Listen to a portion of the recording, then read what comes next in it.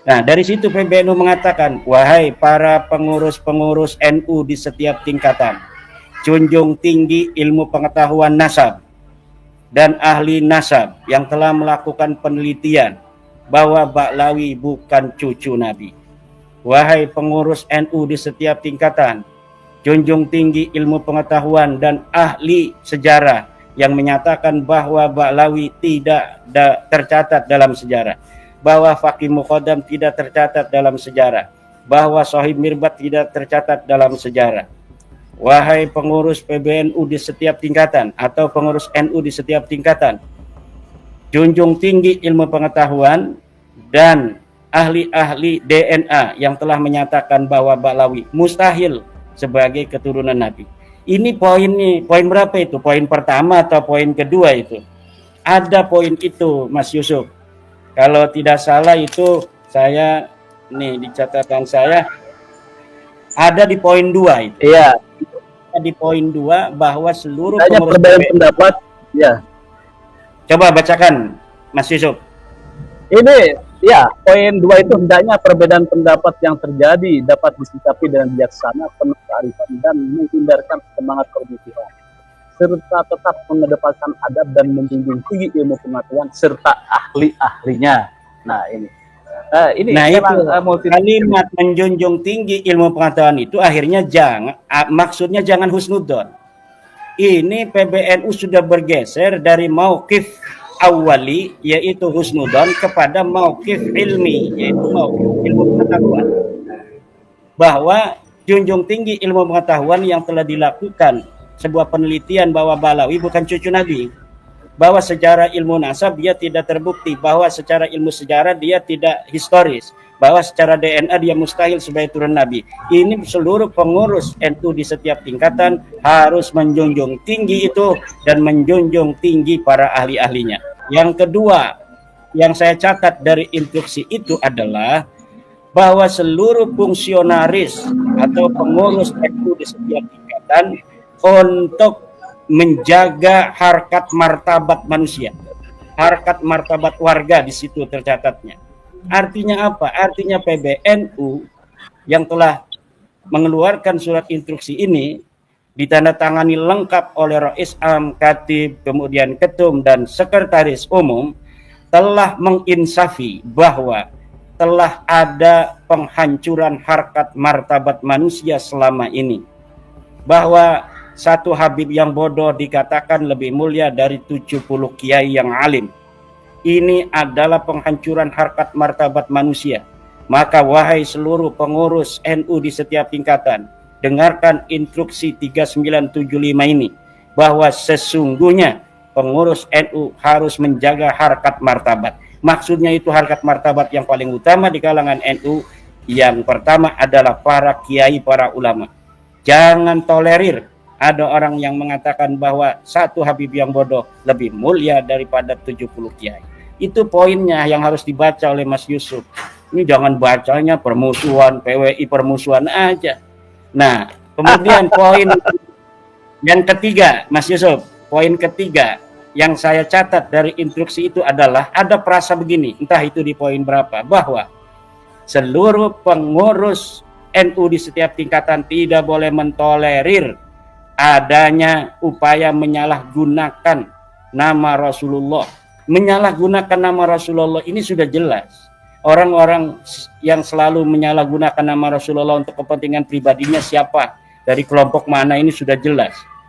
Di dalam tubuhku ada darah Rasulullah. Siapa yang mencintai Ba'lawi maka sama dengan mencintai Rasulullah. Siapa yang membencinya sama dengan membenci Rasulullah. Mereka lah kaum Ba'lawi yang senantiasa selama ini membawa dan menyalahgunakan nama Rasulullah. Jadi instruksi PBNU itu untuk Ba'lawi. Nah, kemudian ini yang Mas Yusuf ini suka ngompor-ngomporin, manas-manasin PWI bahwa dianggap PWI ini adalah dibentuk untuk permusuhan. Mas Yusuf, di dalam Al-Quran perasa permusuhan itu adalah perasa positif. Perasa yang telah ditulis Al-Quran. Kata Al-Quran, kata Allah dalam Al-Quran, Innasyaitana lakum aduwwun fattakhiduhu aduwa. Setan itu bagi kalian adalah musuh, maka jadikan dia musuh. Jadi menjalankan permusuhan dengan setan itu adalah perintah Tuhan. Menjalankan permusuhan dengan setan adalah perintah Tuhan dalam Al-Quran. Saya ulangi sekali, mendengarkan bahwa menjalankan permusuhan dengan setan adalah perintah Tuhan. Kemudian dengan adanya kalimat bahwa PWI, Perjuangan Wali Songo Indonesia Laskar Sabilillah, dibentuk untuk menjalankan permusuhan, yang kalimat itu terdapat dalam instruksi PBNU yang sah ditandatangani oleh Rais Am, Katib Am, Sekretaris, Ketua Umum dan Sekretaris, ini menunjukkan bahwa PWI LS dilegalisasi oleh PBNU sebagai organisasi yang dibentuk untuk menjalankan permusuhan kepada kaum yang mengaku-ngaku keturunan Nabi, kaum yang mengaku-ngaku sebagai orang Arab, tapi sebenarnya dia bukan orang Arab, kaum yang senantiasa membawa-bawa nama Rasulullah, padahal dia jauh daripada ajaran Rasulullah. Jadi dibentuk untuk permusuhan semacam itu sesuatu yang positif, perasa dalam Al-Quran. Fattakhiduhu, ini perintah Tuhan, Mas Yusuf. Ini Mas Yusuf kayak nggak seneng ini, ada perintah Tuhan untuk memusuhi setan. Nih, inna syaitana lakum aduun. Saya ulangi lagi nih. Inna syaitana lakum aduun fattakhiduhu aduwa. Jalankan permusuhan itu dengan setan. Nah, ini seakan-akan PBNU telah memberikan sebuah perintah kepada kita untuk terus menjalankan permusuhan terkait orang-orang yang mengaku sebagai turunan Nabi, padahal dia bukan turunan Nabi. Nah, itu Mas Yusuf dari tentang instruksi itu. Nah, saya juga tertarik itu untuk mengomentari dari apa yang disampaikan oleh Ki Ubedillah itu tentang tambang itu, Mas Yusuf. Sebentar dulu. Ini saya cuma menambahkan ya. Saya mumpung teringat ini biar tidak ini. Ini banyak yang melihat bahwa instruksi ini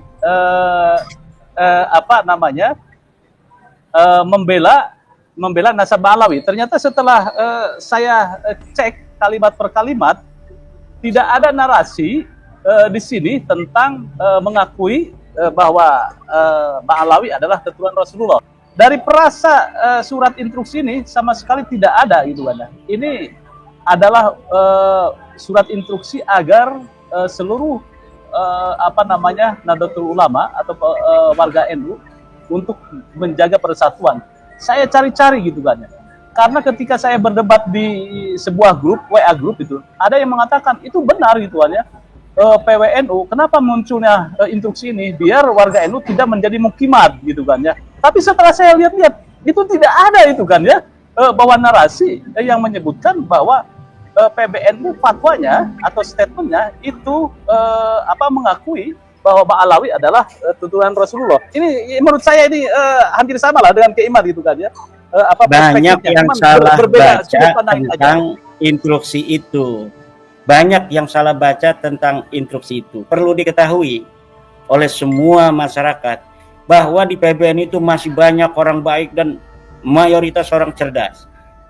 Banyak, walaupun ada yang terinfeksi tambang itu, tapi mayoritasnya orang cerdas dan orang baik. Dan cara membuat surat yang indah itu mereka tahu. Dan apabila kemudian surat itu dipahami berbeda, itu salah yang memahaminya. Tetapi surat instruksi PBNU itu apabila kita resapi dengan tenang, isinya memang demikian, bahwa satu, PBNU menjunjung tinggi ilmu pengetahuan dan ahli-ahli ilmu pengetahuan. PBNU tidak mentolerir adanya upaya orang-orang yang merendahkan harkat martabat manusia, seperti tentang adanya sebuah qadiyah, perasa, muda'a, bahwa satu Habib yang bodoh itu lebih mulia daripada 70 kiai. Yang selanjutnya adalah tentang tidak mentolerir upaya-upaya menyalahgunakan nama Rasulullah. Dan terkait permusuhan itu, yaitu perasa Al-Quran, demikian. Jadi makanya PBNU tidak merasa bahwa dia mendiskreditkan PWI, karena memang PWI ini dibentuk dalam semangat masyarakat Nusantara, wabil khusus warga NU, untuk memberikan pencerahan terhadap masyarakat bahwa Ba'lawi ini bukan cucu Nabi. Karena dengan pengakuan bahwa mereka cucu Nabi, itulah banyak korban-korban di bawah warga NU yang banyak yang kena ekses daripada pengakuan Ba'lawi sebagai cucu Nabi itu. Demikian. Baik, lanjut. Tadi akan menambahkan dari statement Kiai Ubed bagaimana maksudnya? Ya, memang di dalam masalah tambang itu kan ada madhab-madhab. Ada madhab Wahabi lingkungan, ada madhab Murji'ah lingkungan, ada madhab Ahlussunnah lingkungan. Ini madhab Wahabi lingkungan punya dalil. Dalilnya adalah la tufsidu fil ardi ba'da islahiha. Nah, kemudian Murji'ah lingkungan kayak Gus Olil itu Murji'ah lingkungan itu. Nah, Gus Olil sebagai Murji'ah lingkungan dia punya dalil juga. Dalilnya apa? Huwa ansha'akum minal ardi wasta'marakum fiha. Itu dalilnya. Apa Murji'ah lingkungan seperti Gus Olil. Gus Olil itu perlu diketahui sepupu masih itu dengan Kiai Ubed ini. Kemudian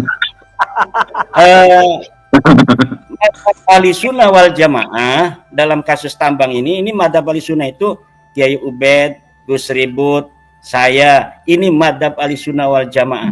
Kalau Mas Yusuf saya lihat ini lebih ke Murji'ah lingkungan dengan Gus Olil dari wajahnya ini. Bisa kelihatan gitu. Nah, dalam Ahlussunnah wal Jamaah lingkungan ini dalilnya ada juga. Kulu wasrobu wala tusrifu. Makan dan minumlah, tapi jangan berlebihan. Sisakan untuk anak cucu kita. Ada sustainability natural untuk my children and grandchildren. Untuk anak cucu kita di masa depan sisakan. Jangan terlalu hawak, jangan terlalu rakus. Ini adalah madhab Ahlussunnah wal Jamaah lingkungan. Gus Olil sebagai Murji'ah lingkungan wajar membela penambang-penambang untuk mengeksplorasi dan mengeksploitasi sumber daya alam untuk kemudian diambil manfaatnya. Greenpeace itu Wahabi lingkungan memang dia. Nah, ini bahaya juga. Murji'ah lingkungan ini bahaya, Wahabi lingkungan juga bahaya. Apa bahayanya? Ini orang-orang Eropa sudah lama mengeksploitasi alam tanpa ada interupsi dari kita. Ketika Eropa ini sudah habis sumber daya alamnya, giliran kita mau kaya raya, mereka melarang kita.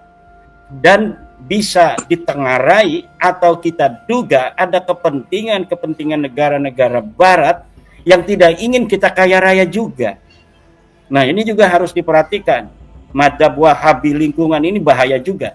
Madhab Murji'ah lingkungan, awas Mas Olil jangan sampai betul-betul jadi Murji'ah lingkungan. Mungkin sekarang masih setengah Ahlussunnah wal Jamaah lingkungan lah. Tapi nampaknya akan mengarah kepada Murji'ah lingkungan. Murji'ah lingkungan itu serba boleh aja. Masalah nanti sebutkan Allah. Yang penting hari ini adalah kita nikmati apa yang telah berikan, dikarunikan oleh Tuhan untuk sebesar-besar kemakmuran manusia. Kita tidak tahu kiamat akan terjadi kapan kan. Jangan sampai kita sisakan, kita miskin, kemudian tiba-tiba kiamat. Ya kan? Siapa yang tahu kiamat akan datang kapan? Nah, ini madhab Murji'ah ini yang begini nih. Nah, madhab kita adalah madhab Ahlussunnah wal Jamaah yang serba ada di tengah. Kulu wasrobu wala tusrifu. Makanlah dan minumlah, tapi ingat, jangan berlebihan. Sisakan walaupun kita tidak yakin bahwa anak cucu kita ini akan menikmati, kita nggak tahu kiamat kapan, tetapi kita menghitung dengan sebuah asumsi bahwa anak cucu kita masih menikmati alam raya ini, kiamat belum tiba, maka ada sisa-sisa yang kita sisakan untuk mereka. Tapi sebenarnya juga begini juga, bagi madzhab murji'ah lingkungan, sekarang kita tahu bahwa nikel itu bisa dijadikan sumber daya untuk misalnya energi. Dulu kita hanya minyak, dulu kita hanya tahunya bensin, minyak tanah, solar. Sekarang ada uranium dan lain sebagainya. Bisa jadi anak cucu kita 200-300 tahun yang akan datang itu bisa menemukan lagi energi yang lain, yang selain yang kita kenal hari ini, dan semuanya telah disiapkan oleh Tuhan. Nah, ini madhab murji'ah lingkungan nih. Nah, minyak kita habisin hari ini karena Allah telah mempersiapkan energi lainnya. Nikel kita habisin hari ini, lingkungan. Toh masih banyak belahan bumi lainnya yang belum juga ditempati oleh manusia. Ini madhab murji'ah lingkungan yang juga berbahaya. Madhab wahabi lingkungan berbahaya. Madhab yang harus kita ambil adalah madhab tawassut, yaitu yang berlandaskan dalil kulu washrobu wala tusrifu. Cuma begini, nanti sebelum Dr. Ribut yang akan memberikan kesimpulan dari semuanya tentang masalah membaca ombak PBNU di tengah polemik nasab dan tambang ini, saya teringat akan apa yang didauhkan Gus Dur di dalam Muktamar NU yang ke-30 di Lirboyo itu, bahwa Gus Dur pernah ketemu dengan seseorang dari ketua PCNU yang merasa bahagia, ngomong sama Gus Dur, Gus, alhamdulillah PCNU kami dengan bupati dekat. Gus Dur, kata Gus Dur ini dalam sambutan itu, walaupun dia itu tertawa, tapi hatinya menangis. Sejak kapan pengurus NU ingat bupati tapi lupa kepada Tuhan? Dan saya kira ini semua terkait dengan dari awal bagaimana untuk melahirkan para pengurus-pengurus yang penuh dengan khidmah dan keikhlasan, harus dimulai dari sistem pemilihan pengurus yang juga lebih mengutamakan keikhlasan. Nah, kita sudah menjadi rahasia umum bahwa sistem pemilihan kita dalam NU ini membuka celah masuknya orang-orang yang bukan NU untuk ikut campur, karena sistem pemilihan di Nahdlatul Ulama yang begitu terbuka seperti partai politik. Saya mengusulkan untuk ke depan NU ini harus menggunakan sistem pemilihan pengurus yang menutup celah agar jangan sampai orang-orang luar bisa masuk mempengaruhi siapa yang bisa menjadi ketua umum PBNU, siapa yang bisa menjadi Rais Am. Bagaimana caranya? Contoh Muhammadiyah. Muhammadiyah di dalam memilih ketua, sekretaris, dan pengurus lainnya menggunakan sistem perwakilan. Menerima sebanyak-banyaknya calon dari bawah, kemudian ditanwir dipilih beberapa orang, kemudian di muktamar dipilih 39 orang. Dari 39 orang ini dipilih oleh 2.600 peserta muktamar, sehingga orang lain tidak bisa itu mengasih uang kepada 2.600 orang itu. Kemudian terpilihlah 13 orang. Setelah 13 orang ini terpilih menjadi formatur, 13 orang ini kemudian bermusyawarah untuk menjadikan siapa yang menjadi ketua umum, siapa yang menjadi sekretaris, dan lain sebagainya. Ini sangat menutup adanya celah bisa masuknya bohir-bohir untuk mempengaruhi kepengurusan Muhammadiyah. Saya kira kita tidak usah malu untuk PBNU, untuk PWNU dan PCNU menggunakan sistem Muhammadiyah agar nilai-nilai keikhlasan yang tadi telah orkestrasi oleh Gus Dur di dalam sambutan dalam Muktamar ke-30 di Lirboyo itu, bahwa dirinya menangis ketika ada pengurus PCNU dengan bangga melaporkan kepada Gus Dur bahwa hubungannya sebagai ketua PCNU dengan bupati baik-baik saja. Kata Gus Dur, saya menangis Sejak kapan NU pengurusnya itu lupa kepada Tuhan, ingatnya kepada bupati, atau sebaliknya, au kama qala Gus Dur. Kita sebagai warga NU ingin melihat organisasi kita ke depan ini betul-betul organisasi independen. Bahkan Gus Dur mengatakan masih di dalam sambutan di Lirboyo itu bahwa saya sekarang presiden. Waktu itu Gus Dur jadi presiden ketika menghadiri dan memberikan kata sambutan di Lirboyo itu. Saya presiden, tetapi warga NU, pengurus NU harus tetap kritik kepada pemerintah. Baik-baik boleh dengan saya, tapi harus tetap kritik. Ini yang saya kira hari ini kita lupakan dawuh Gus Dur radhiyallahu anhu itu. Maka untuk itu kita sebagai organisasi masyarakat yang berbasis umat, berbasis ulama, harus memiliki nilai amar ma'ruf nahi mungkar itu, dan hanya itu bisa dilakukan jika pengurus yang terpilih betul-betul pengurus yang suci dari kepentingan dan intervensi pada saat pemilihannya. Mudah-mudahan kita bisa mencapai itu. Terima kasih.